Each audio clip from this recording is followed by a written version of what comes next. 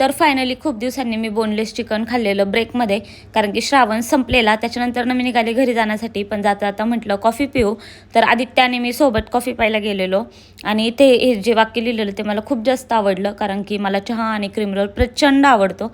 Coffee पिऊन झाली, बाहेर निघाले तर खूप जास्त पाऊस होता. तसंच मी स्टेशनला गेले. तिथे गेले तर ट्रेन माझी वाट रोजच्यासारखं पाहतच होती. तळेगावला उतरले मी. नंतर दादा मला घ्यायला आलेला. तिकडनं थेट पोहोचले मिठाईच्या दुकानामध्ये. तिथून घेतले पेढे आणि नंतर घरी जाण्यासाठी निघाले तर रस्त्यामध्ये थांबले. मध्येच दादाला काही गोष्टी घ्यायच्या होत्या, त्या घेतल्या आणि नंतर घरी गेल्यावर आमचा असा डिसिजन झाला की दादाला जायचं होतं त्याच्या मित्राकडे.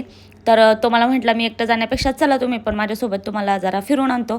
तर मग मी आणि गंशू दादाला जॉईन झालो आणि जाता जाता आमचे गप्पा चालल्या होत्या. त्याच्यामध्ये असं ठरलं की आपण भंडारा डोंगरला जाऊया, कारण की तसंही नवीन गाडी होती आणि देवाच्या दारात पण घेऊन गेलेलं चांगलं असतं म्हणून. आणि आम्ही जिथे चाललेलो ते भंडारा डोंगरच्या अगदी पायथ्यालाच होतं. तर म्हटलं तिथं जायचं आणि वरती नाही, आणि आपली त्यात गाडी आहे, तर म्हटलं चला जाऊनच येऊयात. तिथे गेलो तर जाताना हा काहीसा व्ह्यू होता. पूर्ण खाली सगळी गावं आणि लाईट्स रात्रीच्या दिसत होत्या आणि सगळं फॉगी क्लायमेट होतं आणि सुंदर पद्धतीने, तिथे गर्दी वगैरे पण नव्हती. मस्त असं मंदिरात गेलो. आमचं नशीब पण एवढं छान की सुंदर अशा पद्धतीने आरती पण मिळाली आम्हाला. तिथे छान अशी देवाची आरती दादाच्या हाताने पण झाली. तर नवीन गाडी, त्यात दादाच्या हाताने पूजा वगैरे, ह्या सगळ्या गोष्टी खूप असं छान योग जुळून आला. ते छान वाटलं. पण लास्टला ते बोलले की शूट करू नका, ते कुठेतरी मला खटकलं. पण ठीक आहे, त्यांच्या वयाचा मान ठेवून मी बंद केला कॅमेरा. आणि हे जे आत्ता तुम्ही पाहिलं ते होतं नवीन मंदिराचं काम चालू आहे तिथं. तर ते भव्य दिव्य असं मंदिर बनते.